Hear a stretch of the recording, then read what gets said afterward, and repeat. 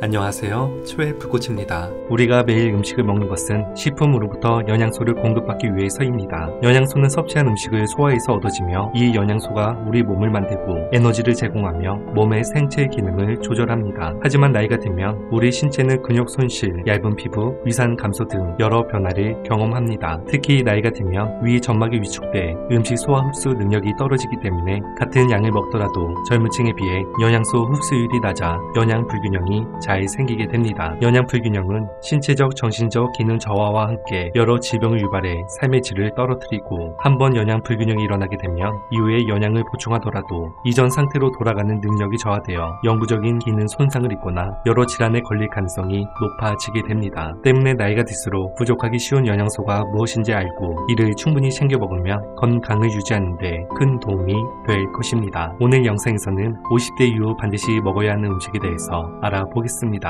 첫 번째는 칼슘입니다. 30대 후반부터는 칼슘이 뼈에 저장되는 속도보다 배출되는 속도가 더 빨라져서 뼈가 약해지게 됩니다. 연구에 따르면 50세 이상 남성 2명 중 1명은 뼈에 함유된 칼슘 미네랄 등이 정상 이하로 떨어진 골감소증을 앓고 있는 것으로 나타났으며, 여성은 폐경 이후 여성 호르몬이 줄어들면서 뼛속에 있는 칼슘이 급속히 빠져나가게 됩니다. 골밀도는 젊을 때 최대한 높여놓아야 나이가 들어서 골다공증 위험을 줄일 수 있기 때문에 한 살이라도 젊을 때 골밀도를 저축한다고 생각하고 영양 섭취를 골고루 해야 하며, 특히 하루 권장되는 칼슘을 섭취하는 것이 매우 중요합니다. 칼슘 섭취는 정상 성인의 경우 하루 700mg 정도 섭취하면 되지만 50세 이상 성인은 하루 1200mg 이상 칼슘 섭취가 필요하며, 칼슘이 풍부한 음식에는 우유나 유제품, 뼈째 먹는 생선 등이 있습니다. 두 번째는 비타민 D입니다. 뼈 건강에 있어서 칼슘을 섭취하는 것도 중요하지만 칼슘이 최대한 많이 저장되도록 하는 것도 매우 중요한데, 비타민 D는 장에서 혈청 칼슘 및 인의 흡수를 돕는 역할을 하기 때문에 비타민 D의 농도가 충분하면 우리 몸은 음식물로부터 30에서 40% 정도의 칼슘을 흡수하지만 그렇지 못한 경우 10에서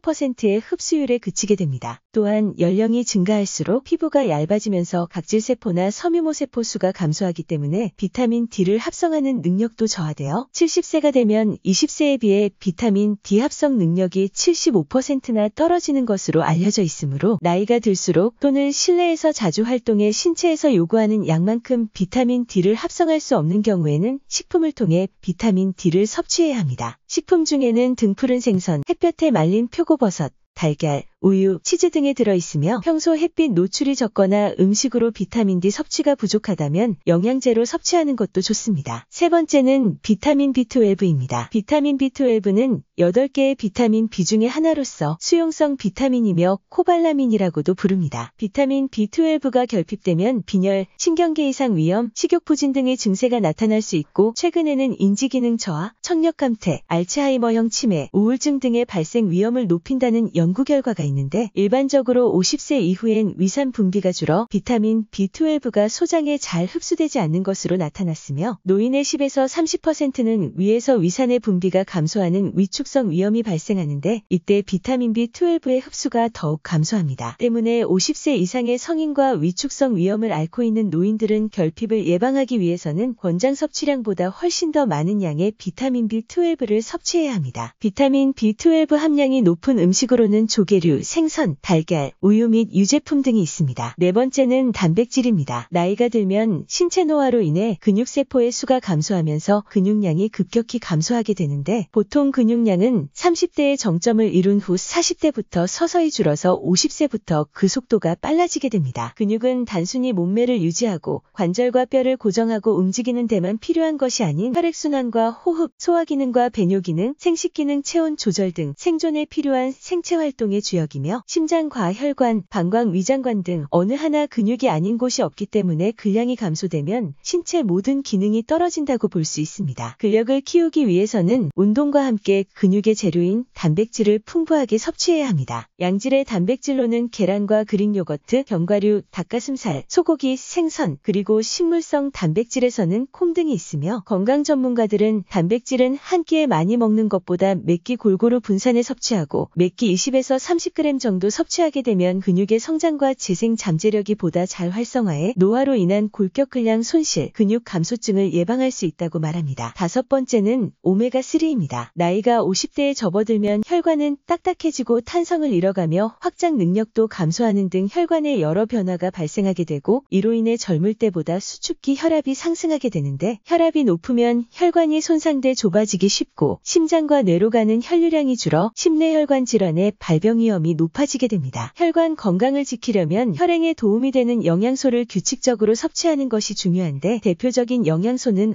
오메가3입니다. 오메가3는 혈중 중성지방의 수치를 낮춰주고 혈전으로 인해 혈액의 흐름이 막히지 않도록 돕습니다. 실제로 미국 심장협회가 발표한 연구에 따르면 혈중 오메가3 지방산 수치가 가장 높은 건강한 성인은 혈중 오메가3 지방산 수치가 낮은 건강한 성인보다 수축기 및 이완기 혈압이 모두 낮은 것으로 나타났습니다. 오메가3 지방산이 높은 생선으로는 연어, 송어, 정어리, 참치, 고등어, 꽁치 등이 있고 호두와 아몬드, 들기름, 아마씨유 같은 식품에도 풍부합니다. 여섯 번째는 식이섬유입니다. 잘 먹는 만큼 잘 사는 것도 중요하기 때문에 쾌변은 건강의 기본 조건 중 하나입니다. 흐르는 물이 고이면 썩듯이 몸속에서도 배출 작용이 원활하지 못하면 병이 생길 수 있습니다. 하지만 나이가 들면 대장의 유연성이 떨어지며 장운동과 관련된 신경전달 물질의 기능도 저하되고 직장의 배출 능력도 떨어져 이로 인해 변비가 잘 생기게 됩니다. 문제는 만성변비가 오래 지속될 경우 장 폐색, 직장 궤양 등 심각한 2차 질환을 유발할 수 있고 독소와 가스를 발생시켜 만성염증을 일으킬 수 있는데 연구에 따르면 변비 환자는 그렇지 않은 사람에 비해 만성신장질환이나 신부전 등 신장질환 위험이 높아지며 일주일에 배변 횟수가 적을수록 뇌졸중이나 심혈관 질환으로 사망할 위험이 높은 것으로 나타났습니다. 대변을 잘 보기 위해서는 먼저 식이섬유가 많이 든 음식을 섭취해야 합니다. 식이섬유는 분별량을 증가시키고 장 운동을 자극해 장 통과 시간을 단축시켜 배설을 촉진하며 장벽에 붙어있는 숙변과 독소를 깨끗이 쓸고 지나감으로써 대장암을 일으킬 수 있는 폴립의 형성을 방지합니다. 즉, 변비를 예방하는 것은 대장암을 예방하는 방법이 될 수 있습니다. 성인의 하루치 식이섬유 권장 섭취량은 20에서 25g이며 식이섬유가 풍부한 음식에는 곡류와 채소, 과일과 해조류 등이 있습니다. 다만 식이섬유는 수분을 흡착하는 특징이 있기 때문에 오히려 수분 부족으로 변이 딱딱해져 변비가 악화될 수 있으므로 하루 8컵 이상의 충분한 수분 섭취가 필수적입니다. 건강의 차이가 곧 인생의 차이다. 시청해주셔서 감사합니다. 행복한 하루 되시길 바랍니다.